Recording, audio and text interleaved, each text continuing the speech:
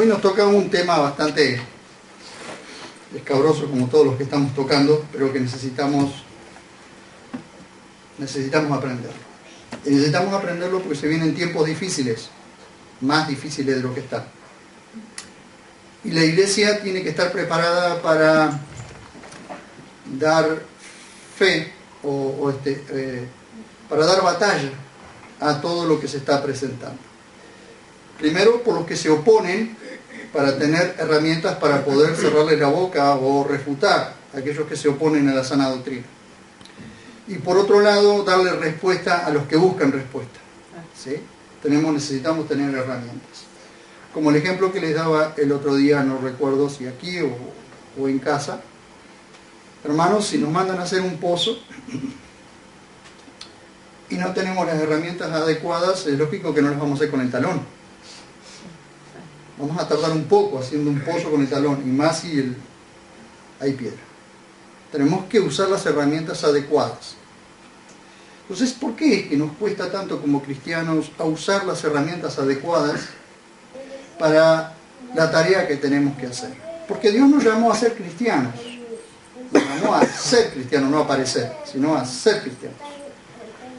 Y nos llamó a ser cristianos y a prepararnos para tener las herramientas necesarias para poder hacer la tarea que Dios nos manda. ¿Qué pasa?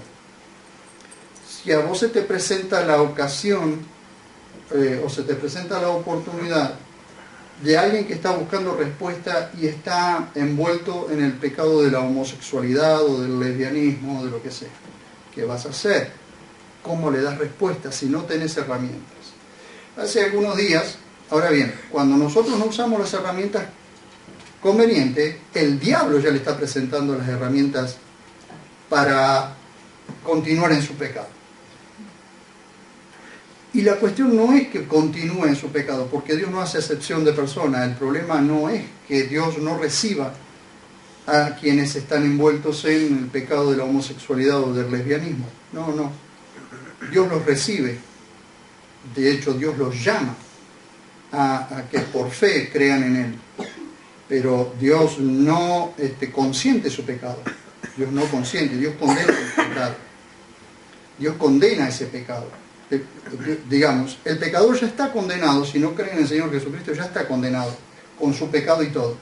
El problema es que cuando Dios llama al pecador a aceptarle como su único y suficiente Salvador, Dios condena ese pecado, porque para eso pagó el precio en la cruz del Calvario, por mi pecado y por el pecado de la homosexualidad o del lesbianismo, de lo que vamos a hablar hoy. Entonces, necesitamos herramientas para ver cómo hablamos estas cosas. Y hace unos días aparece una fotografía de una Biblia de estudio llamada Teología Inclusiva. Esto lo hablamos el sábado pasado, pero quería hablarlo ahora a toda la iglesia y también para los que nos estén viendo por internet. Recuerden que estamos en directo. Estamos en directo. Entonces aparece la fotografía de esta Biblia. Me pongo a investigar un poco. Los comentarios, es una Biblia de estudio, así que los comentarios que tiene a pie de página están hechos, la gran mayoría, por un tal Alexandre Feitosa. Así que me puse a leer un poco la historia o su página y bueno, encontré algunos detalles que no quise anotarlos todos porque si no los aburro. Así que vamos a abrir nuestra Biblia.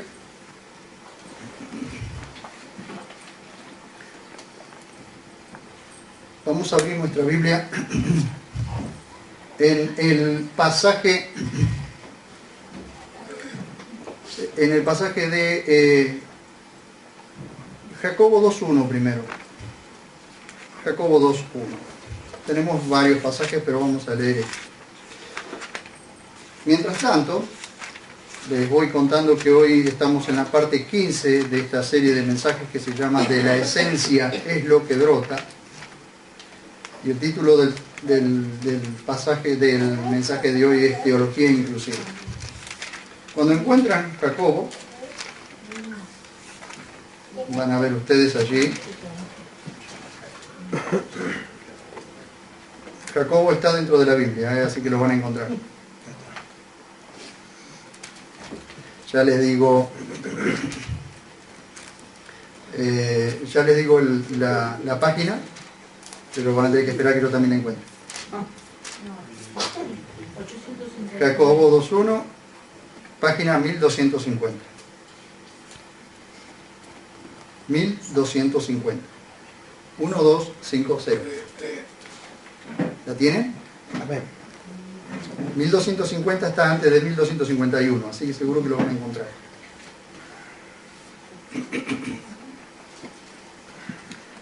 Bien, vamos a ver.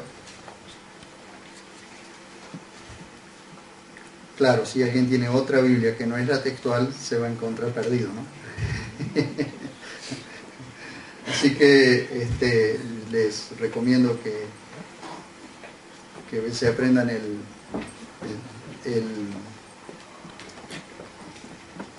principio, la ubicación de los libros. Bien. Por un momento, ¿me escucha? Sí. Comienzo diciendo que el Evangelio es inclusivo desde el punto de vista bíblico, porque todo el que es llamado por Dios a pertenecer al cuerpo de Cristo, la iglesia de Dios en Cristo, y recibe a Jesús como su único y suficiente Salvador por la sola fe en Él, es salvo. Por tanto, solo así se puede llamar a sí mismo cristiano. Hoy hay mucho pueblo que se llama cristiano, Ahora hay un pueblo que se llama cristiano y que es profesante. Pero hay un cristianismo que es verdadero. Es aquellos que han creído en Cristo como su único y suficiente Salvador por la sola fe. Y que siguen a Cristo. Porque una cosa es ser profesante y otra cosa es ser cristiano, verdadero cristiano. Eso es algo lógico. Es incluido todo aquel que, confesándose pecador, abandona su anterior vida porque ha experimentado el nuevo nacimiento y su vida es transformada por la presencia del Espíritu Santo morando en ese ser humano. No me puede decir una persona que es cristiano y continuar con su vida de pecado, porque la persona que realmente se ha convertido al Señor o ha sido convertida por el Señor, hay una naturaleza divina, una naturaleza santa que viene a vivir a su vida, que es la del Espíritu de Dios, el Espíritu del Padre y el Espíritu del Hijo, que viene a vivir a su vida. Es decir, Dios mismo viene a morar a la vida de la persona. Entonces no puede continuar pecando de la misma forma que lo hacía antes. Entonces, si lo sigue haciendo, no es cristiano. Eso no significa que la persona no tenga sus caídas al principio hasta que Dios la va fortaleciendo, porque es al principio todavía gobernado por su carne, por su vieja naturaleza. Hasta que va madurando y va entendiendo que hay cosas que ya las tiene que soltar porque el Espíritu Santo le está convenciendo de pecado. Y el Espíritu Santo es dado a las personas para que sean convencidas de pecado. ¿Ven? Para que la persona sea convencida de que cuando está haciendo algo mal o está por hacer algo mal, el Espíritu Santo le dice, no está bien eso. O lo que hiciste estuvo mal. Entonces la persona en arrepentimiento viene humillado delante de Dios, pide perdón y vuelve a su comunión con Dios. La persona no puede continuar pecando y mantener la comunión con Dios, porque la comunión con Dios, la comunión de un pecador con un Dios santo, es solamente si ese ser humano es santo. Es decir, ser santos como yo soy santo, dice el Señor. ¿Por qué? Para poder mantener esa comunión íntima con Él. Porque el pecado es lo que corta la comunión con Dios. El pecado es como ese nubarrón negro que se mete entre Dios y yo y no me permite a mí tener una buena comunión. O como el nubarrón negro que se mete entre el sol y yo y no me permite tener el calor del sol. Vean ustedes. El Evangelio es inclusivo porque Dios con su propia sangre derramada redimió, es decir, compró gente de toda tribu y lengua y pueblo y nación. ¿Ven? De toda tribu y lengua, es decir, de todo idioma, de toda tribu, de todo pueblo y de toda nación. No importa el color de piel que sea, ni la persona, no importa. Dios ha incluido a todo ser humano que Él llama a pertenecer a la iglesia del Señor. Pero una cosa es ser un verdadero cristiano y otra muy diferente es alguien que dice ser cristiano. ¿Ven? Esto me hace ruido el parlante. Quiero hablar de otra falsa doctrina que está tratando de contaminar la iglesia del Señor, y eso es lo que denominan teología inclusiva. Uno de sus mayores exponentes, que es Alexander, este hombre que se llama Alexander Feitosa, es además quien hace las notas en la Biblia de estudio de la teología inclusiva. Su página usa un texto, escuchen, su página, su blog, usa un texto bíblico de Romanos 9:25, que en portugués se dice: chamarei meu povo ao que não era meu povo. Miren qué lindo que es mi portugués. En castellano es algo así como: llamaré pueblo mío al que no era mi pueblo. Ahora, el verso, si ustedes van a la Biblia, van a ver que el verso habla de los gentiles que serían llamados por gracia a pertenecer junto con los judíos, llamados la manada pequeña, a pertenecer a la iglesia. Entonces Dios dice: yo llamaré a un pueblo, llamaré pueblo mío a un pueblo que no era mi pueblo.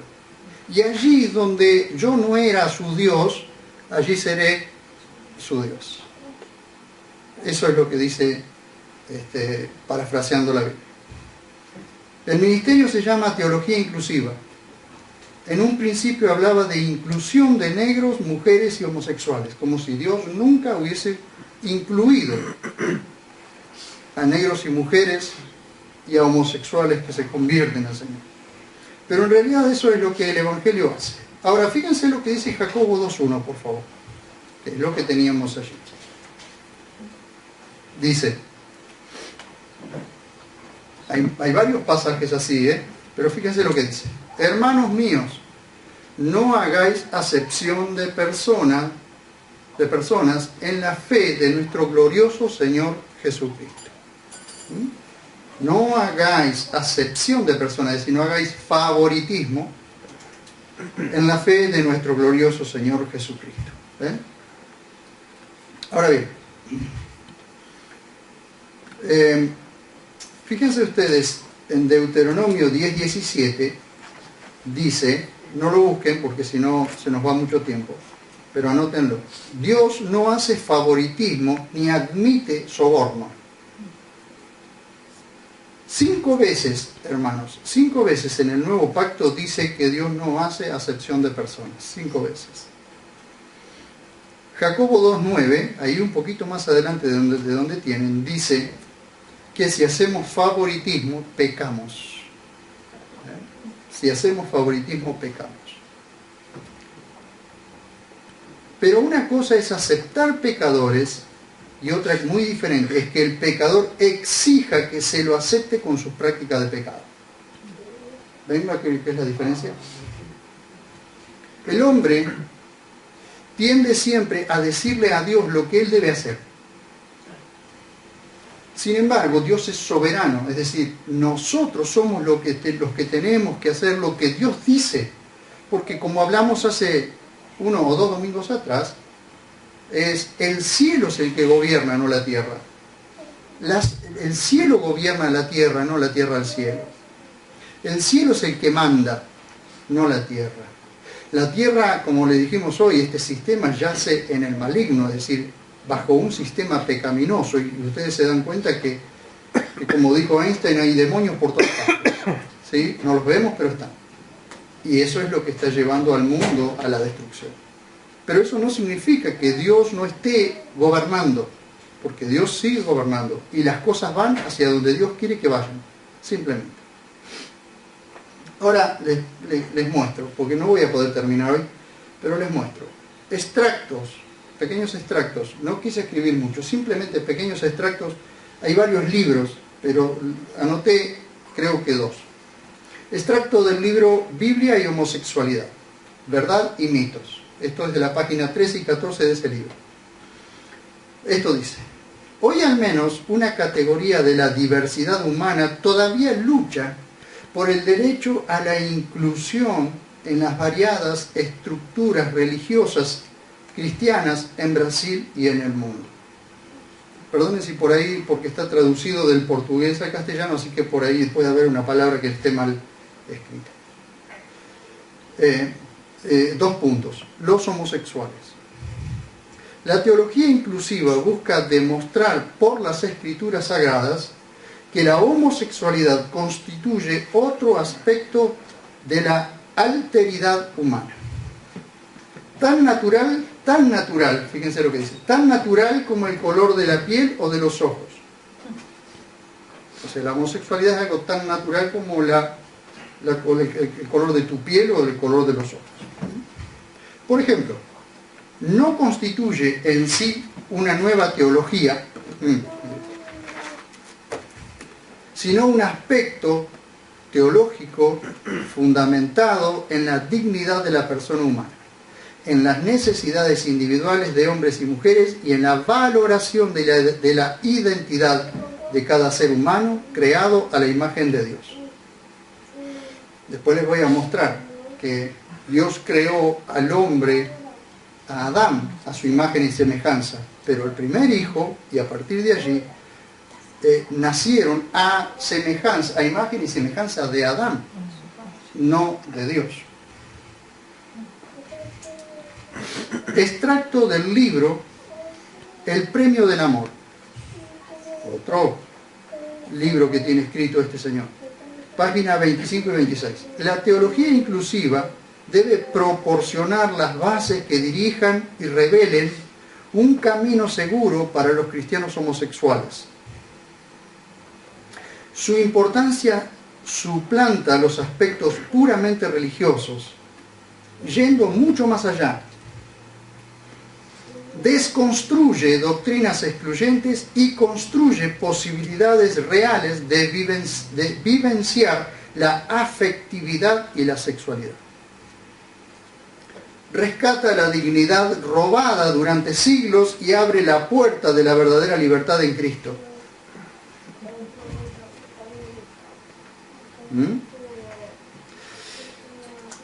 Posibilitando así experimentar la plenitud de la existencia humana, elevar la autoestima por medio del verse y sentirse obra maestra de Dios. Promueve la autoaceptación, dirimiendo las culpas, esto me llamó muchísimo la atención, fíjense ustedes, dirimiendo las culpas y la autocondenación tan nocivas y destructibles. Cuando una persona no siente culpa, no siente que ha pecado, entonces ¿a quién le va a pedir perdón? Si la culpa a nosotros es lo que nos lleva a arrepentirnos. ¿Jesús qué dijo?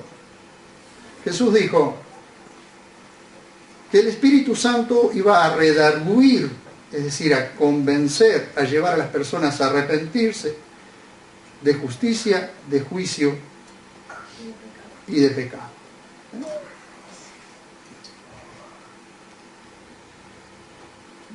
Miren, restituye a los gays y a las lesbianas el integrarse a la iglesia como sujetos, agentes y esenciales a la diversidad que compone el cuerpo de Cristo.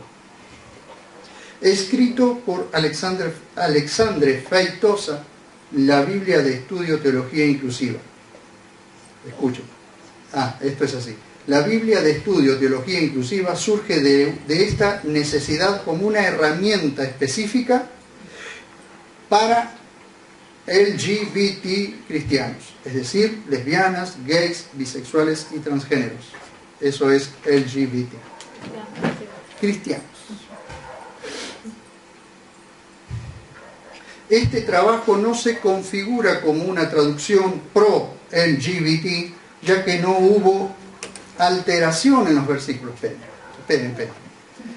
no hubo alteración en los versículos, salvo en 1 Corintios 6:9, 1 Timoteo 1:10 y Judas 7, en que parte del texto fue actualizado conforme a traducciones contemporáneas consagradas. No hubo alteración, salvo. ¿Salvo en dónde? Salvo en los versículos que habla de la homosexualidad. Incluir minorías sexuales a la iglesia implica destruir conceptos teológicamente equivocados y reconstruirlos sobre las bases del Evangelio que nos revela un Dios que no hace acepción de personas. Hechos 10:34. Ahora bien, con esto termino de aburrirlos. Apologética. Esta rama de la teología tiene como su punto de partida las verdades bíblicas. Hasta ahí vamos bien. Apologética, vamos bien. Uno de los pilares del Evangelio responsable de la inclusión es la gracia, según la cual todo ser humano, por medio de la fe, puede ser hijo de Dios. Esto es interesante. Efesios 2, 8 y 9. Sin embargo, un error teológico ha sido promocionado como verdad bíblica durante siglos. La gracia de Dios llega a todos, excepto, esto es lo que ellos consideran que es un error y que tiene que ser solucionado. La gracia de Dios llega a todos, excepto a aquellos que no viven de acuerdo a la heteronormatividad. En ese caso, la gracia de Dios está condicionada, en realidad, no puede ser gracia si excluye en lugar de incluir. Hasta aquí estos escritos. Hay muchísimo más, pero no quise decirlo. Ahora bien, vean ustedes por favor conmigo, después vamos a ver 1 Corintios 6:9 que dice, y los otros pasajes. Pero vean lo que dice Efesios capítulo 2, versos 8 y 9. Algo que ya conocemos, pero en la medida que vamos viendo estas cosas, estos detalles, se les va a ir abriendo un panorama mayor. Efesios 2, 8 y 9, solamente 8 y 9. Ustedes saben que el capítulo 2 dice, del 1 al 10, dice que estábamos muertos en delitos y pecados, es decir, la humanidad está muerta en delitos y pecados.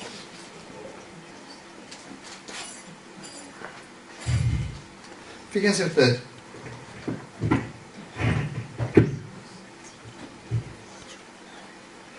Dice 2, 8 y 9. Presten atención por favor a estos dos versículos porque son claves para entender que no es que Dios excluye, sino que Dios llama. Porque por gracia, lo tienen todos, ¿sí? ¿Sí? Amén. Porque por gracia habéis sido salvados por medio de la fe. Por gracia habéis sido salvados por medio de la fe. Y esto no de vosotros, todo el plan de salvación está hablando, todo el plan de salvación, no de vosotros, es el don de Dios. No por obras, para que nadie se gloríe, es decir, para que nadie pueda decir yo fui salvo porque yo fui bueno o soy bueno. No, Señor.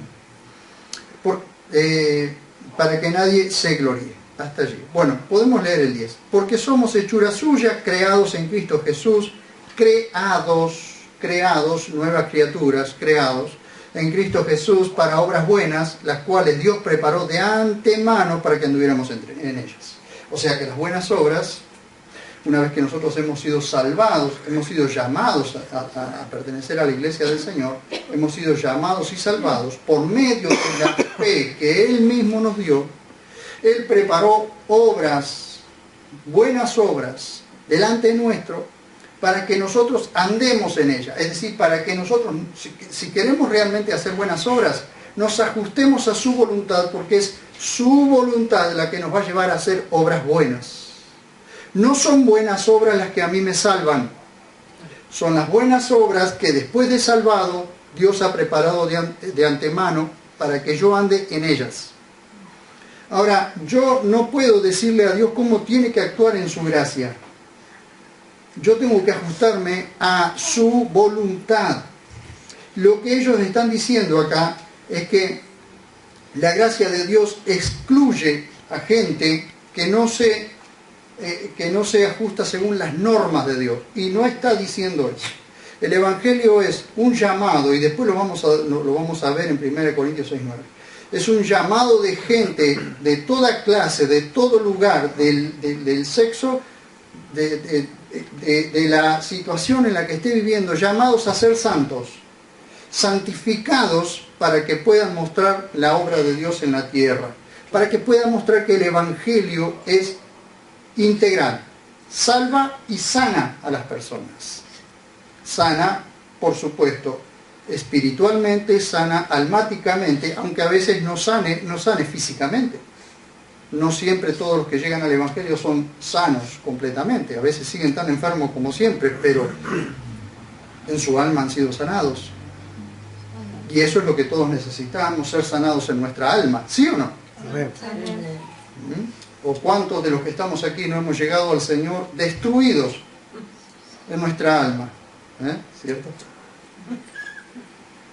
Destruidos en nuestra alma, hechos pedazos emocionalmente, hechos pedazos sentimentalmente, y Dios nos ha ido sanando. Esto no es algo que pasa de un día para otro, Dios va sanando en nuestra alma.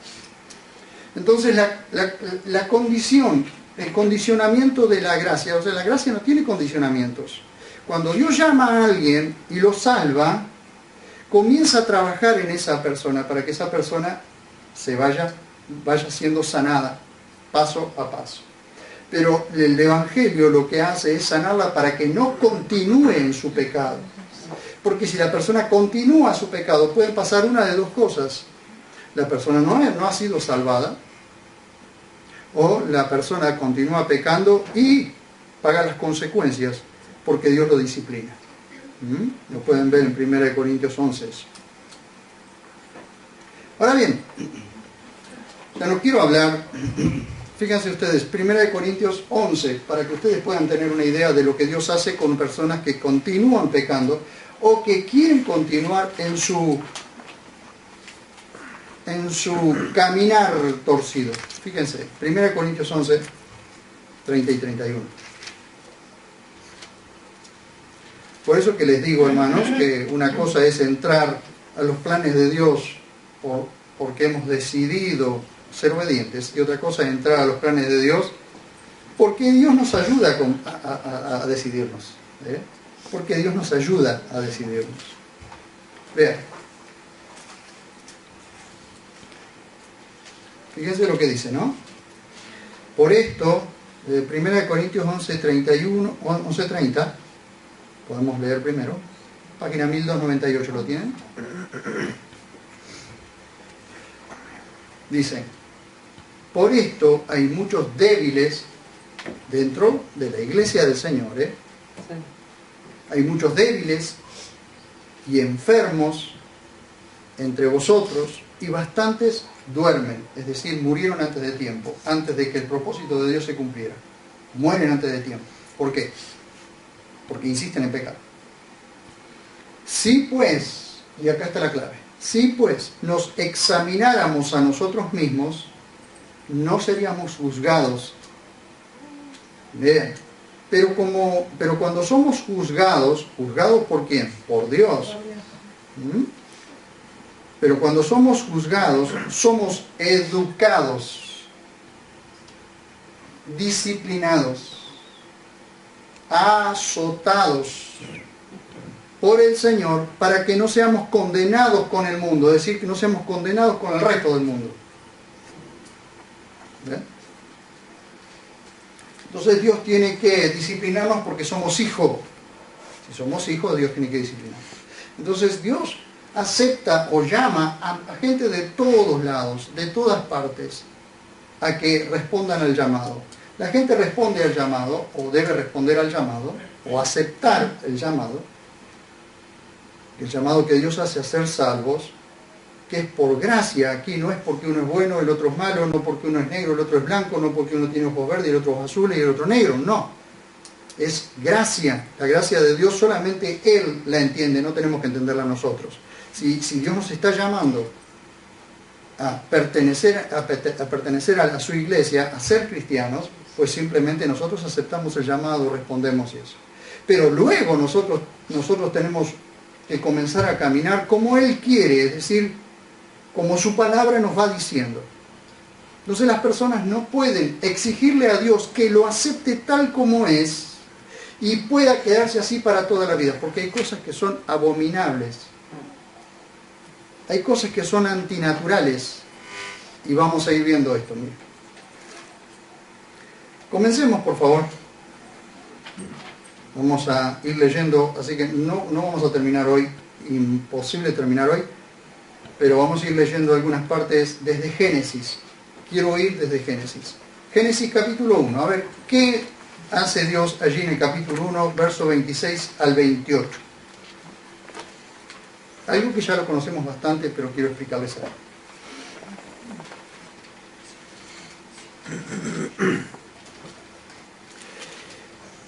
Capítulo 1 de Génesis, está al principio de la Biblia. ¿Encontraron?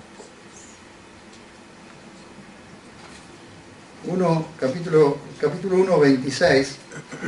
Si alguien no ve, le presto los lentes.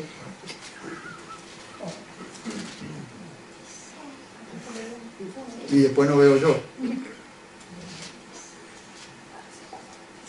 Verso 26. 1, 26. Dice: y dijo Elohim, hagamos a un hombre a nuestra imagen, presten atención a estas palabras, a nuestra imagen, conforme a nuestra semejanza, ejerzan dominio sobre los peces del mar, sobre las aves de los cielos, sobre el ganado, sobre toda la tierra y sobre todo reptil que repta sobre la tierra. Y Elohim Aleph Tav creó al hombre a su imagen. A imagen de Elohim lo creó. ¿Cómo los creó? Macho y hembra los creó.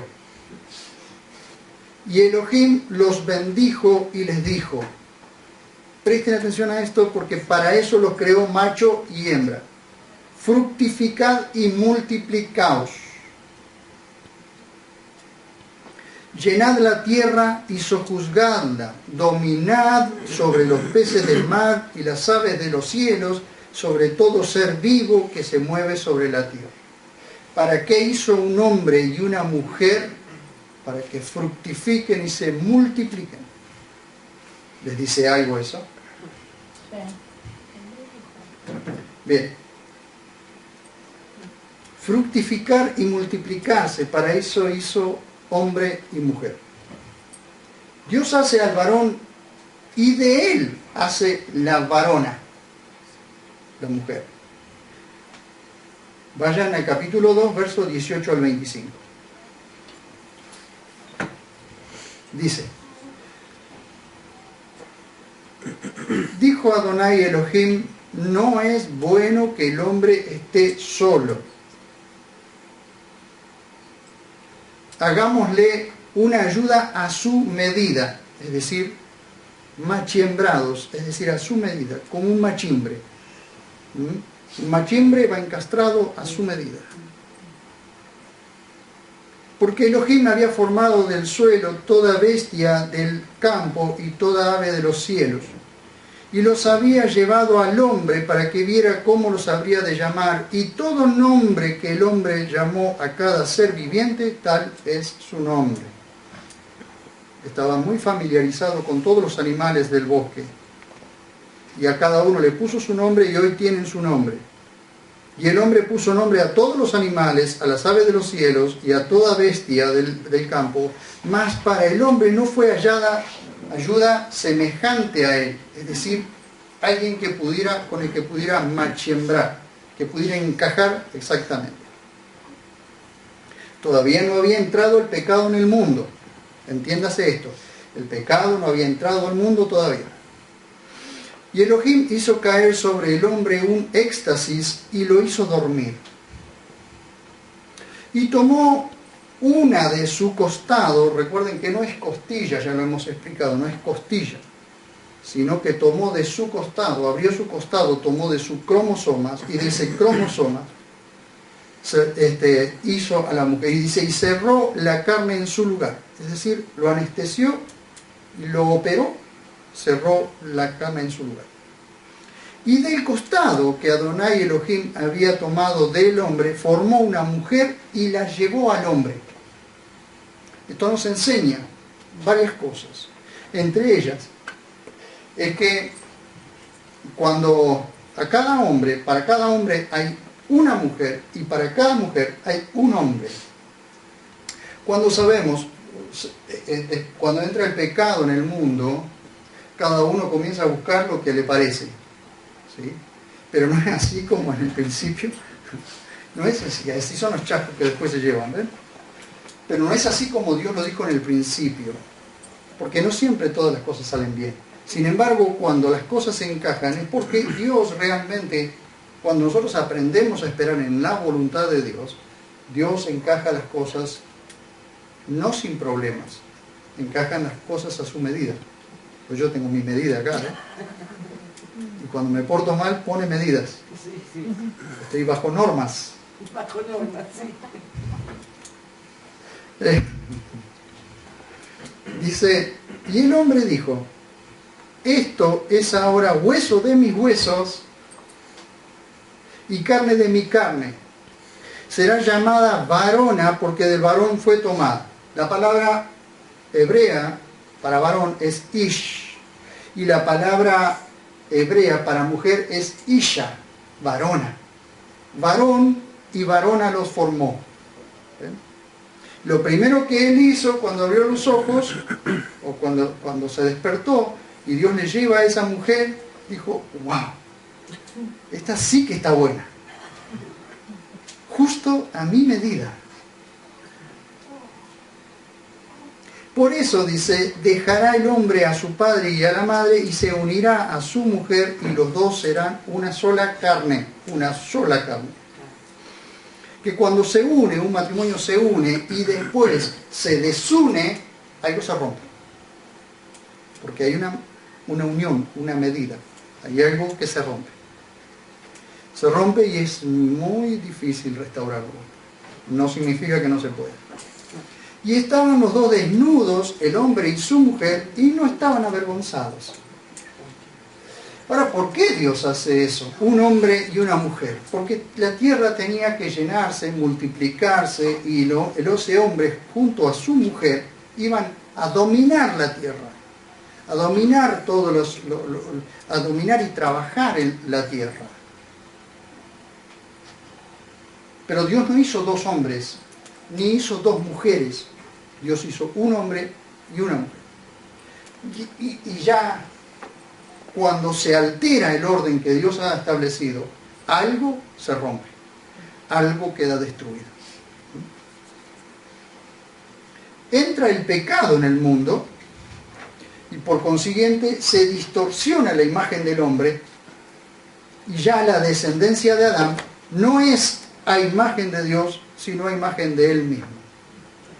Fíjense, por favor, capítulo 5, verso 1 al 4. ¿Recuerdan entonces? Dios le dice al hombre, Dios pone al hombre en el huerto del Edén, pone dos árboles allí, el árbol de la vida, el árbol del conocimiento del bien y del mal, y le dice, de todo árbol que hay en el huerto vos podés comer, de todo. Pero del árbol del conocimiento del bien y del mal no comerás, porque el día que comas de él morirás. Y el hombre, entonces, Dios, el ofidio engaña a la mujer, le hace olvidar parte de lo que Dios le había dicho, le hace olvidar la palabra de Dios, porque dice, me hizo olvidar, el ofidio me hizo olvidar. Come ella, le da de comer al varón, le son abiertos los ojos. ¿Por qué le son abiertos los ojos? Porque en ese momento entra la muerte Primero la muerte espiritual. ¿Por qué? Porque se separan de Dios. Por la desobediencia se separan de Dios. El hombre y la mujer quedan bajo el dominio del pecado, porque Satanás introdujo el pecado por medio de la mujer y de la mujer al hombre, y el hombre se convierte en un transgresor. Entonces el pecado entra en el mundo. Ahora el pecado entra en el mundo, son expulsados del huerto, son echados del huerto para que no coman del árbol de la vida, porque imagínense ustedes, pecadores y encima inmortales, el desastre que sería. Son expulsados del huerto. Entonces tienen ellos comienzan a tener hijos, pero los hijos nacen fuera del huerto, no dentro del huerto, fuera de la presencia de Dios, lejos de la presencia de Dios. Ya entró el pecado en el hombre y por su descendencia entra el pecado a todos. Por eso todos pecaron. En Adán todos pecamos, porque la herencia que todos tenemos es de pecado. ¿Ya? Entonces el primer Adán peca, muere primero espiritualmente, por eso se le abren los ojos y entiende lo que le había dicho Dios. Se miran y se avergüenzan. ¿Por qué se avergüenzan de estar desnudos? Porque se ven pecadores. Quedan desnudos delante de Dios. Vieron que antes no se avergonzaban, andaban desnudos y no se avergonzaban, pero ahora sí se avergüenzan y se esconden de Dios. Ahora capítulo 5, verso 1 al 4. Dice que probablemente esto lo escribió el mismo Adán. Esta es la escritura de la genealogía del hombre. El día en que Elohim creó al hombre, lo hizo a imagen de Elohim. Macho y hembra los creó y los bendijo y los llamó Adán, como género humano, Adán. El día que fueron creados.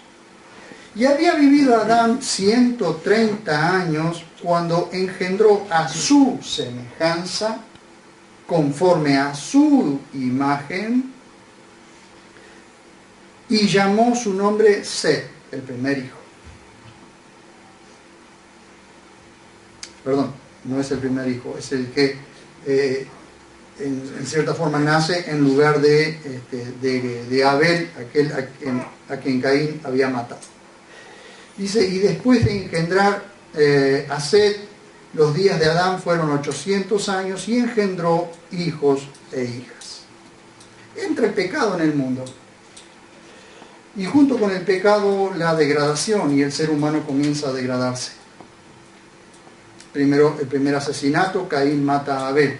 Inmediatamente luego que el hombre cae, o el hombre es expulsado de la presencia de Dios.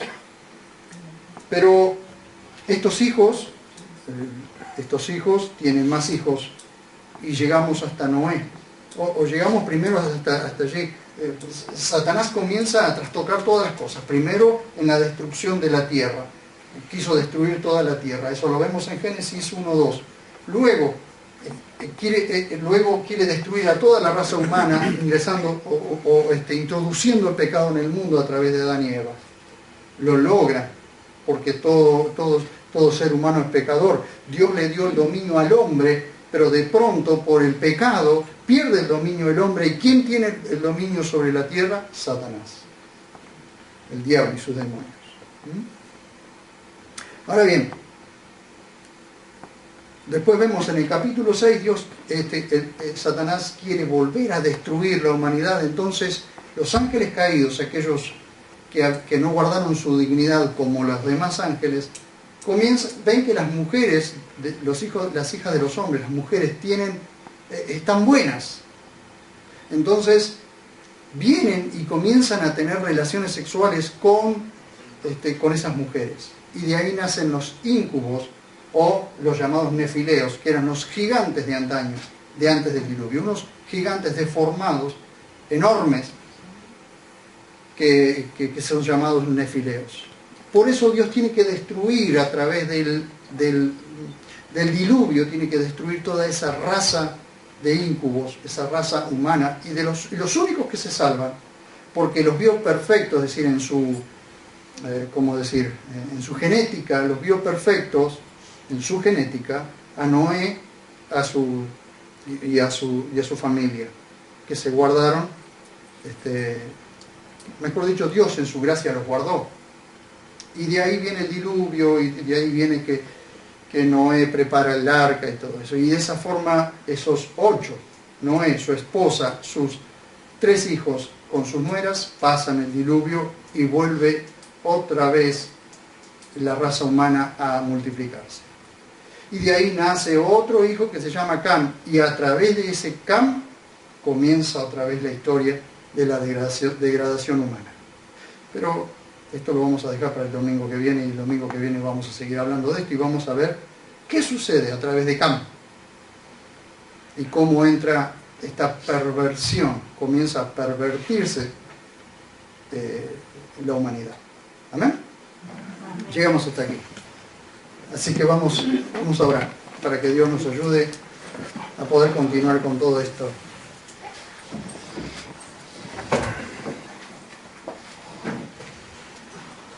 Señor, estamos delante de tu presencia agradecidos, Dios.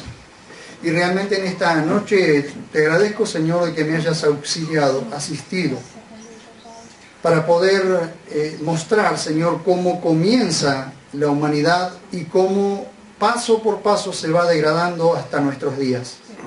Pero vamos a ver cómo siempre vos tuviste cuidado, aunque la humanidad se degradó, siempre tuviste un grupo, tuviste un pueblo a tu cuidado para que no se perdiera la humanidad completa. Señor, gracias. Gracias por tu amor y tu misericordia. Te ruego, Señor, que todo lo que hemos visto, hablado ahora, realmente se haga carne en nuestras vidas y podamos de a poco tener herramientas para batallar con todas estas nuevas teologías, estas doctrinas raras, Señor, que comienzan a aparecer, que de alguna manera sutilmente quieren infectar a la humanidad, quieren afectar, si es posible, a los cristianos, quiere infectar todo aquello puro que vos hiciste, Señor. Pero por medio de tu palabra, Señor, trataremos, Dios mío, de comunicar cómo vos has hecho, haces y harás las cosas. Gracias por esta salvación tan grande. Gracias, porque por medio de esta salvación nosotros hoy somos nuevas criaturas, Señor. Te rogamos, bendito Dios, que en esta noche, Señor, en esta noche asistas a todos mis hermanos y a todos los que están escuchando y que alcances salvación. Salva, llama y salva a los que están perdidos. Llama y salva a los que están perdidos. Porque tu palabra dice que vos viniste a buscar y hallar lo que se había perdido. Señor, en esta noche te ruego, Dios mío, que alcances salvación a todos los que de una o de otra manera están buscándote, o más bien dicho, los estás buscando y los estás llamando. Gracias, maravilloso Papá. En el nombre dulce y precioso de Jesús nos encomendamos bajo la guía de tu Espíritu Santo. Amén.